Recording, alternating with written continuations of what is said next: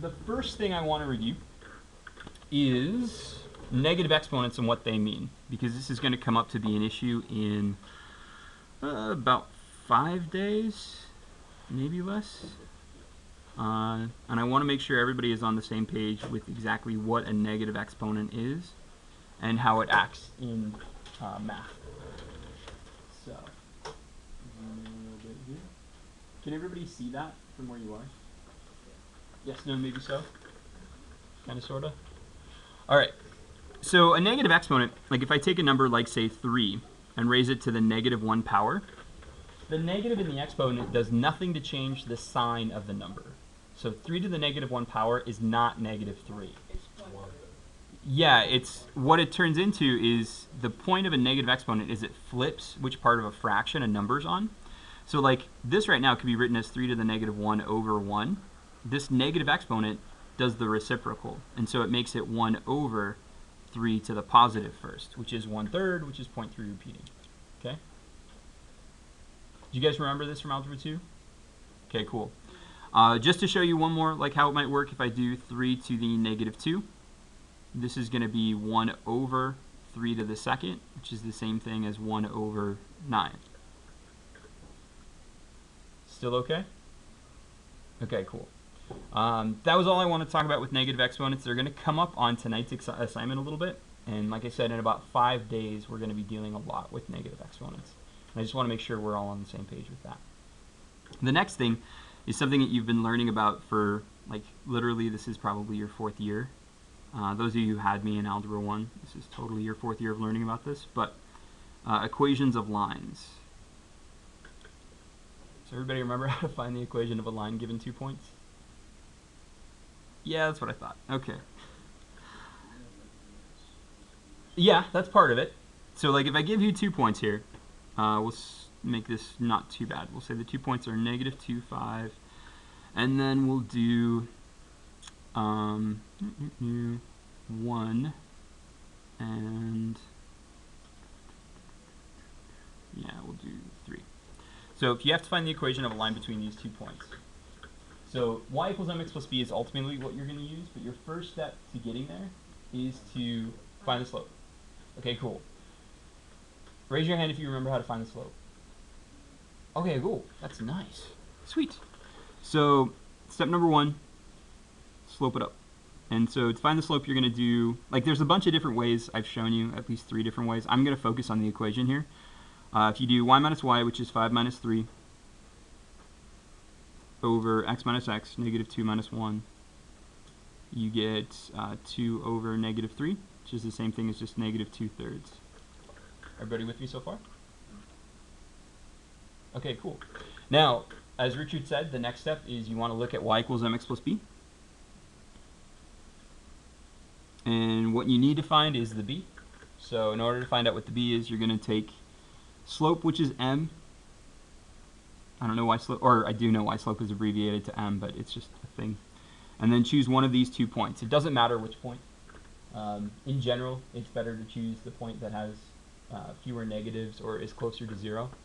So I'd choose 1, 3. You could choose -2, 5. It's completely up to you. Substitute them in for x and y. So this would be 3 is equal to -2/3 times 1 plus b. Now you're trying to solve for b. So what would you have to do next? Anybody? Bless you. Yeah, Birdie. Well, first you multiply 1 by -2/3. Which is? -2/3. And then do what? And then add 2/3 to both sides. So 3 plus 2/3 is? 3 and 2/3. Awesome. This is one situation where fractions are way easier to deal with than decimals. Because if you're trying to force this into a decimal nightmare, like it's a horror show. All right, and so that's what b is. Now you're just going to say y is equal to -2/3 x plus 3 and 2/3. Okay, cool. Everybody follow me along on that? Were we okay on that? All right. Now we're getting into stuff that's less that you've been seeing for 4 years in a row. I want to talk about one more thing that is old, and then we'll talk about things that are relatively new. So one more thing that's old is what is and is not a function.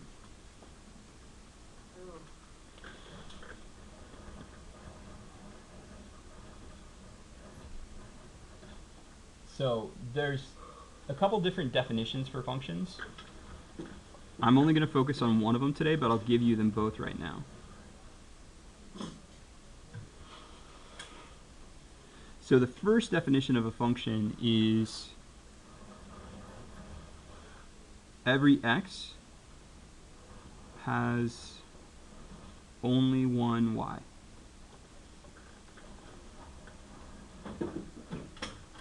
There's an electric one at the front of the room, Aaron, you can use.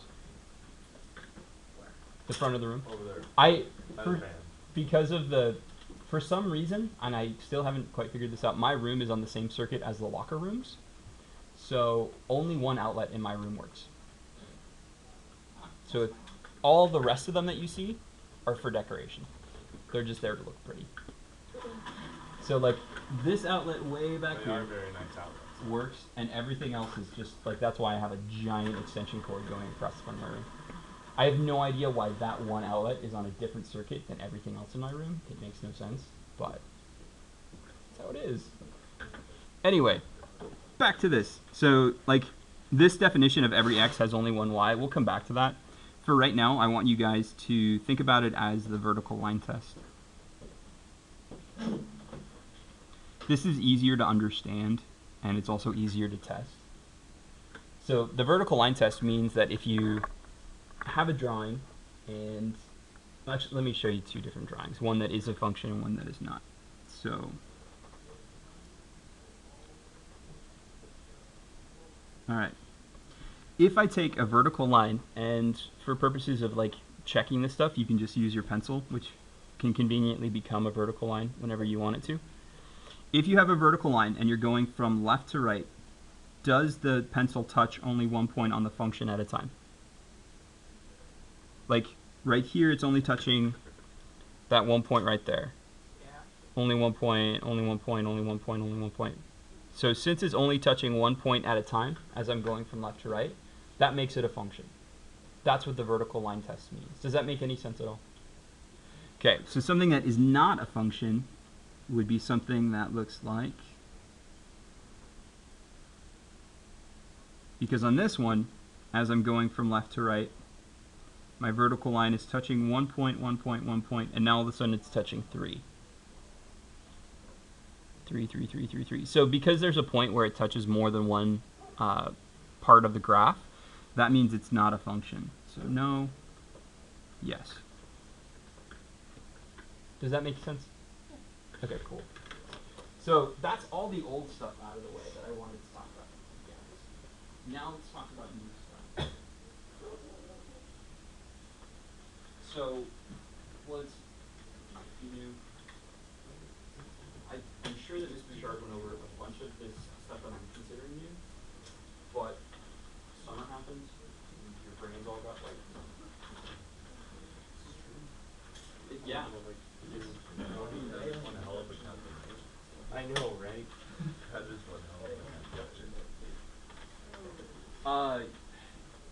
I'm not going to make any comments. I've said my piece. Once you figure that, it makes life a lot easier, though. All right, so we're going to end up going over this little handout that I gave you guys right now. We're going to go over this today and tomorrow.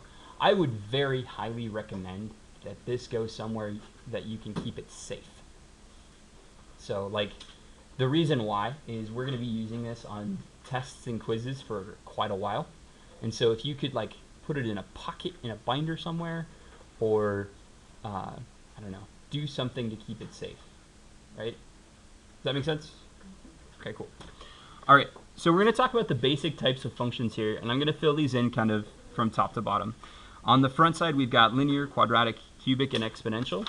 And on the back side, we've got absolute value, reciprocal, and square root.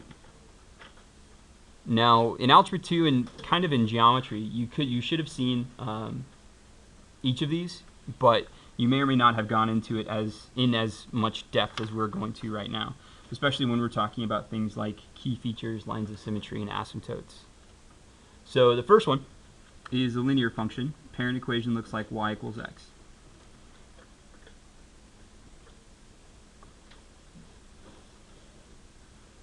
All right. Now, if we're looking at a table of values here, if I put -4 in for x what does y spit back out? Negative 2 spits out. 0 spits out. 2 spits out. 4 spits out. 6 spits out. Sweet. Okay, cool. So now we're going to graph that. So 1, 2, 3, 4, 1, 2, 3, 4. And then here, here, here, here. And this would be an excellent point for you guys to have rulers in your planners, but unfortunately, that ship has sailed. All right. Cool. So that's what a linear function looks like. You've been looking at them since 8th grade, probably. Maybe even 7th.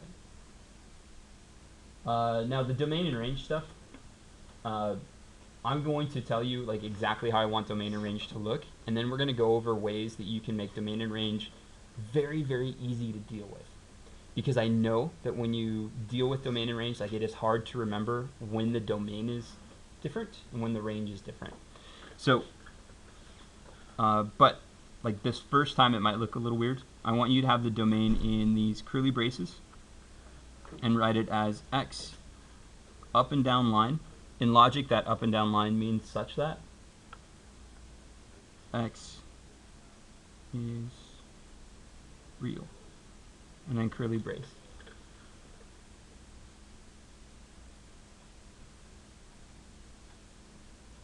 Now what this means is that like you can put any real number in for x and you'll get back out something for y. So like you could put in 1,037.2 and that's a real number and you'll be able to get something back out for y. You just can't put E, I. Those are real numbers, you can put them in. Or I you can't, I is not a real number, but E is. E is a real number. You can put in pi, you get back out pi. Like anything that is a real number, you can put in and get back out a function for a value from y. And the range is the same, except instead of using x's, you're going to use y's. So y such that y is real. We'll talk about the intercepts, and then we'll leave the key features for a later time. So where does it intercept the x-axis? Okay, what's the point as a xy coordinate? 0, 0, 0. What's the y-intercept? 0, 0. Okay, cool. Am I going too fast? Am I going too slow? Okay. All right, so that's the first parent function we're going to be talking about. The next parent function is the quadratic function. And quadratic function takes the form in general of y is equal to x squared. Okay, and then as far as filling in values, I'm going to do the same thing over here as I did for the linear function. I'm going to go -4, -2, 0, 2, 4, and 6. It's going to result with a couple decimal answers, but we can handle it. We're not afraid of decimals. So if we put -4 in for x, what's -4 squared? 16, Okay, -2 squared? 4, 0 squared? 2 squared? 4, 4 squared? 16, 6 squared? 36. Sweet. So when I'm filling these in here, 0, 0 I got, and then I'm going to go 2, 4. So 2, 1, 2, 3, 4. Just to fill in a value that wasn't even there, though, what would the value at 1 be? And at -1 it would be the same, yeah? Parabola. It is a parabola, is the term for it. I remember You should, these. hopefully. They're not going anywhere. In fact, we have a whole unit dedicated to exactly what parabolas are. Because they are, hint, they're not what you think they are. They're something very different. So they're not small enough so you can... Nope. They're related to circles. Wow. They're a brother of circles. Okay. So, Distant brother? no, not even really that distant. Just like 45 degrees away. Okay. So this is parabola. Domain and range. Domain is going to be the same as what it was for the first one. X such that x is real. The range, however, is restricted.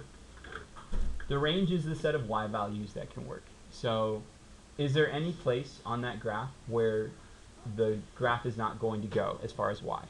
No. The negatives, okay. Negative. Can I include 0 in that? Will the graph go to the 0? Yeah. Yeah. Okay. You mean it will go to 0? Yeah. Yeah, it has a point at 0. So like the way I'm going to write it is the range is y such that y is greater than or equal to 0. And then you're good.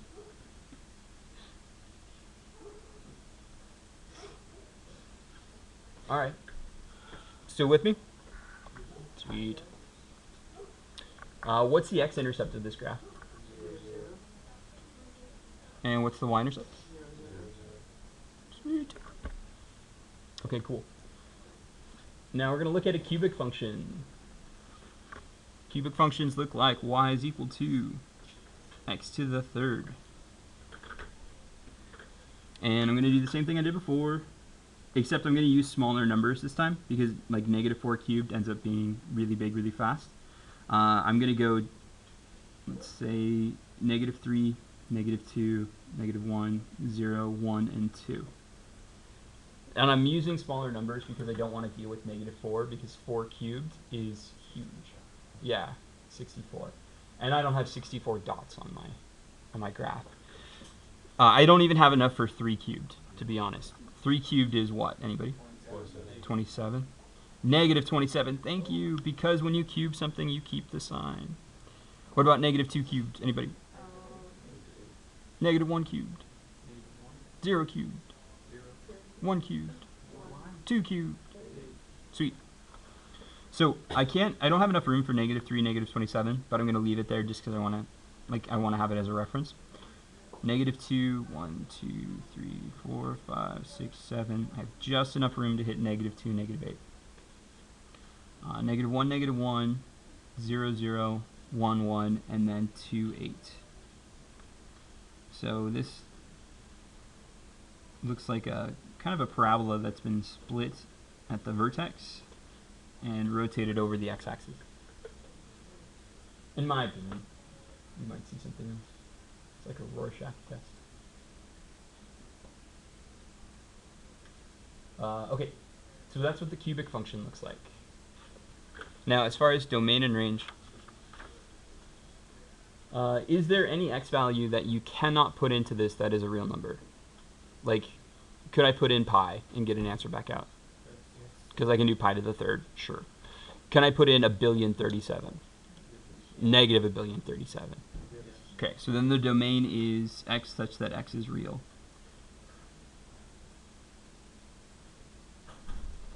Whenever you're talking about domain and range, it always has to be in these kind of curly braces. If you have trouble drawing them or putting them down, you can just use a parentheses with a line through it. Or honestly, if you just squiggle, so I know it's supposed to be the curly brace, that's fine. I'm totally fine. I'm fine with the parentheses with a line through it too. Okay, and then now, is there any place where this graph isn't going to go as far as up and down? So then that means that the range is y such that y is real.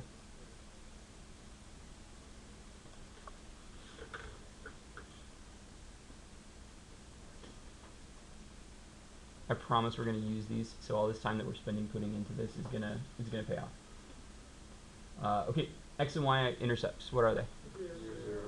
0, 0, and 0, 0. Okay, cool. Now we start taking a look at one that is a little different than what you've seen before, and that's the exponential function. The exponential function is y is equal to 2 to the x power. Again, you probably saw this in Algebra 2, so should still be a little bit review, but again, we're going to focus on that domain and range and the intercepts. So I'm still going to go -3, 3, -2, -1, 0, 1, 2, and then substitute these values in for x. So if I put in -3, so 2 to the -3rd, yeah, this is 1 over 2 to the +3rd, which is 1/8. So that negative exponents that we just talked about, that's already becoming a thing. If I put in -2, anybody want to throw out an answer? 1/4? How about -1? Thank you. And big one, how about 0? 2 to the 0. Oh, good. 2 to the 1. And 2 to the second.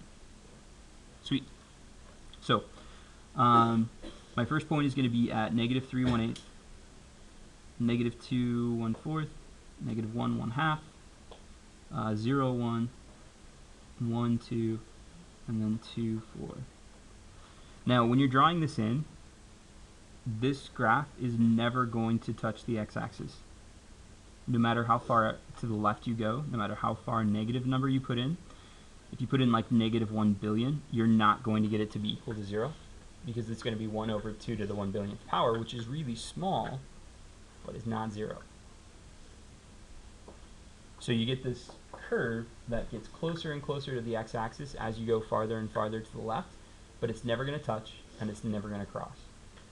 There's a word for that. It's called an asymptote, but we'll get back to those in a little bit.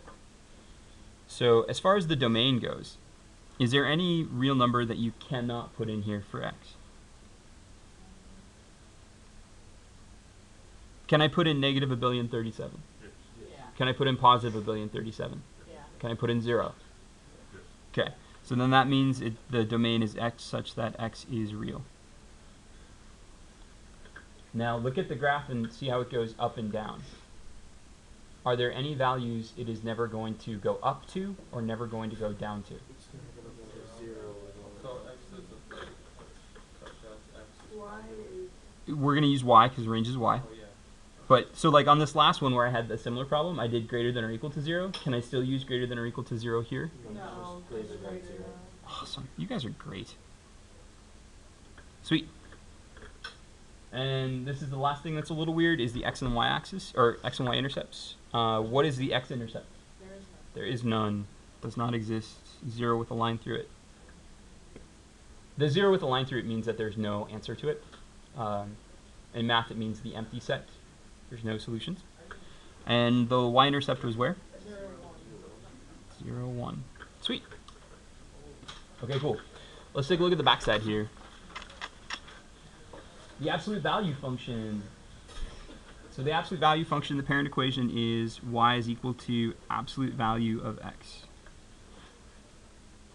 I'm going to put in, for my numbers here, I'm going to go negative 4, negative 2, 0, 2, 4, and 6, because I have enough room for those. You could put in different numbers if you wanted to, but it's best to have 0 close to the center. I know the way I made this, I used an even number of things, so there's no middle, but whatever. So, absolute value of negative 4, anybody? 4. Absolute value of negative 2, 2. 0, 0. 2, 2. 4, 4. 6. 6. Sweet. So 0, 0 is my first dot, and then I've got 2, 2, and negative 2, 2, and then I've got 4, 4, and negative 4, 4, and then I've got negative 3, 6. So this is an absolute value equation. Makes this kind of V. So it's just a straight parabola. Kind of, yeah. It functions similar to a parabola in many ways. It has the same kind of symmetry.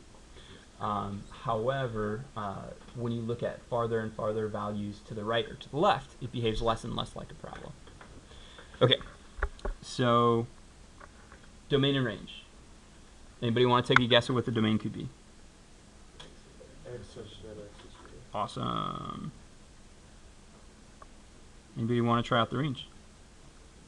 Y such that y is real. Okay, so y is, I heard greater than 0. Greater than or equal to Greater 0. than or equal to Okay, y is it equal to in this case? 0. 0, Because 0. it touches. Yeah, because 0 is an output on the y. And so since it can be 0, like you want it to be greater than or equal to 0. But sweet, you guys are getting better at this. X-intercepts. 0, 0, thank you. Y-intercepts. 0, 0. We have 2 more. And the last 2 are the weirdest, and I still think you probably saw them in Algebra 2, but you might not have. So let's take a look. The next one is the reciprocal function, and the reciprocal function looks like y is equal to 1 over x. And this is going to cause something kind of weird to happen. Super weird. but we'll talk about it. So let's put in -4, -2, 0, 2, 4, and 6 because I have room for it. 1 over -4, what would that be? Okay, 1 over -2, 1 over 0. Not quite. Let's skip that. 1 over 2, 1 over 4, and 1 over 6. Okay, let's talk about that dividing by 0 thing here for just a second. So dividing by 0 is one of the few things in mathematics that is completely forbidden. It cannot be done. I'm going to show you a couple different reasons why. So first, if I do 10 divided by 2, what is that equal to? 5. Great. This means that I can do 2 times 5 and get back out 10, right? So whatever you divide by something, the divisor and the dividend have to multiply to make the divisor and the quotient have to multiply to make the dividend. Does that make sense? Yeah. Aside from the huge words I just used. So if I were to take something and say like 10 divided by 0 and say it gives back out some number like x, that would mean 0 times some number would have to be equal to 10. But that's not possible because anything times 0 is Right. 0. And not 10. So that means division by 0 is impossible. That's right. Never divide by 0. In fact, if you do it on your calculator will freak out. And some calculators actually have an error. Some calculators think division by 0 is equal to infinity. It's not. And here's the other reason why you can't divide by 0.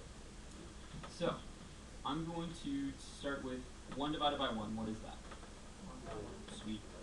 1 divided by 1/2. 2. Thank you. Good. Very rarely does anybody actually not say 1/2. Very rarely do people say 2, because that's what 1 divided by 1/2 is. The reason it's 2 is you're asking how many halves fit into one whole. And that's 2, right? And if I were to do 1 divided by, say, 1/10, how many tenths fit into one whole? 10. Let's jump ahead. Let's do 1 divided by 1, 2, 3, 4, 5, 6. 1 divided by 1 million. 1 million, right? So, as the number that you're dividing by gets smaller, so as you're dividing by numbers that are closer and closer to 0, what's happening to the quotient? It gets bigger and bigger and bigger. So, some might say that like as you're getting infinitely closer to 0, that division by 0 actually ends up being infinity, because you can always find a number between 0 and something else. Like I could divide by 1 10 billion, right? And get 10 billion back out. I could divide by 1 quintillion and get a quintillion back. Does that make sense? Yeah. So like some people think that dividing by 0 ends up being infinity, but if you go in the other direction, and you do 1 divided by -1, what's that? Good. Okay, cool. 1 divided by -1/2. 1 divided by -1/10. And 1 divided by -1. Which means that if you're going at it from the other direction, if you're going at it from the negative part, you're getting to negative infinity. Which means that when you actually divide by 0, it is both simultaneously positive infinity and negative infinity. That can't be possible. So it kind of breaks our number system. And we'll see that when we graph it out here. Wow. I think it's awesome, but I'm a math teacher, and what I think is awesome is super suspect. So your mileage may vary, but I think this is one of the cooler things in math. All right, anyway, so let's take a look at what the graph of this looks like. So when you graph it out, -4, 1, 2, 3, 4, you get 1/4, or -1/4. So 1, 2, 3, 4, -1/4, and -1/2 at -2. And then just to throw something in, if I were to do 1, it would be -1. And just like I showed you, 1 divided by 1/2 would be 2. And so like on this side, on the left-hand side, as you divide by smaller and smaller numbers, as you get closer and closer to 0, it gets more and more negative. So that you're getting out these bigger and bigger negative numbers. That doesn't show up super well.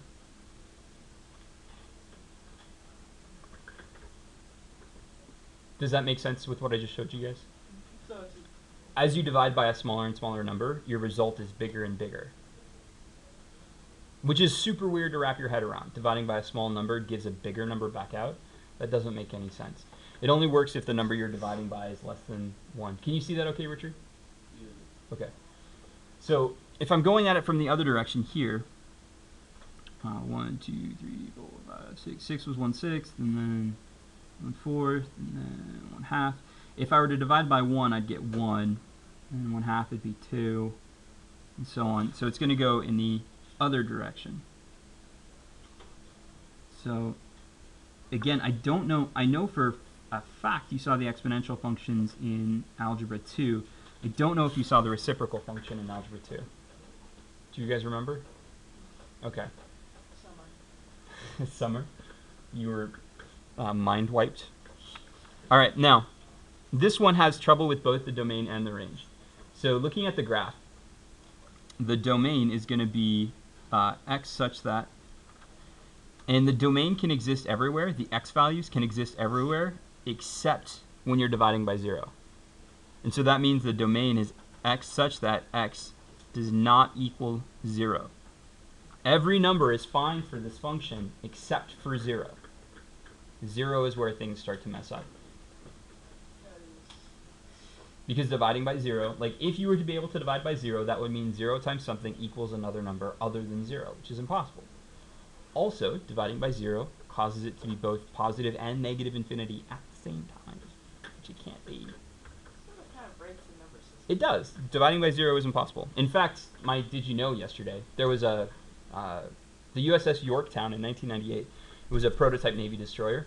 When it was sent out on its shakedown cruise, a crewman accidentally entered 0 into a spreadsheet in the wrong place, and it caused the computer to try to divide by 0, and it shut the whole system down. Like the boat was dead in the water for weeks. It had to be towed back to harbor. So not dividing by 0 can save your career. That is the lesson you can learn. All right. Wow. Now the range is restricted similarly. Like if I'm looking at the y values, every y value is okay except for 0. Because it's like these lines are never going to touch or cross y equals 0. So for the range, it's y such that y does not equal 0. Kind of, sort of? No, there really is no intercepts. No, there's no intercepts. This one, x-intercepts, none. Y-intercepts, none. There's no way for it to cross the line. No, unless we shift it up or down, which we'll talk about next week. But the parent function itself will never touch or cross those lines. It will never touch or cross the axes. Okay? All right, let's talk about square root function. And this is going to be the last one. I won't give you guys homework today, but you will have to finish 11 through 16 for next Tuesday. So the square root function is y is equal to the square root of x. And I'm going to choose some very specific values here. I'm going to choose, let's do -4, -2, 0. And then I'm going to do 4 and 9 and 16. And I'm choosing those values very specifically because I don't want to have to deal with a decimal horror show. Kind of, sort of? So, what's the square root of -4? Doesn't exist in the real number system. It would end up being 2i, but it doesn't exist in the real number system, so I'm just going to put a dash there. Square root of -2 also does not exist in the real number system. It does exist, but it's just not in the real number system, not so that we can graph it on a graph. Square root of 0? 0. Square root of 4? 9. And 16 is? Sweet. So, the first point that this graph begins at is at 0, 0. Then, if I go over 4, 1, 2, 3, 4, I go up 2. I don't have enough room to fill in the rest of it, but I chose those to avoid a decimal catastrophe. That's what that graph looks like. It's a half sideways parabola. And that's the square root function. Okay, so domain and range. Domain, x such that, for the x values, No 0. it can't be 0? No, no negative number. No negative numbers. It's greater than or equal to 0. Greater than or equal to 0. Great. Y values.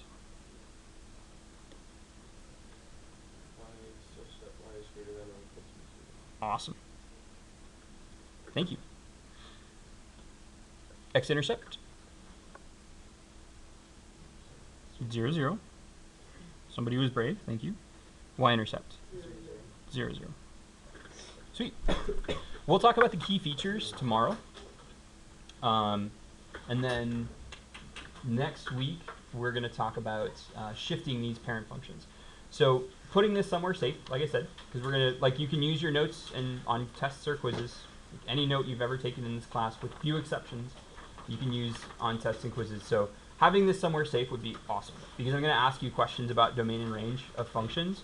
And so, like, if I asked you a question on a quiz, what's the domain and range of the cubic function? You would just have to copy it down from your reference sheet. If I asked you what's the x-intercept of the reciprocal function, you would just copy it down from your notes here. Okay, cool. So we have a little bit of time left. Like, this class doesn't get out until 9:07. So if you just want to finish 11 through 16, that'd be awesome. I don't have any more notes for you. So as far as I'm concerned, you can just use this time to work on that if you want to. And if you don't, that's fine. So yeah, Mazel tov.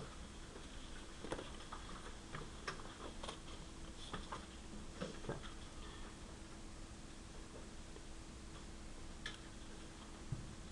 Oh, so you do have it, Dylan. What?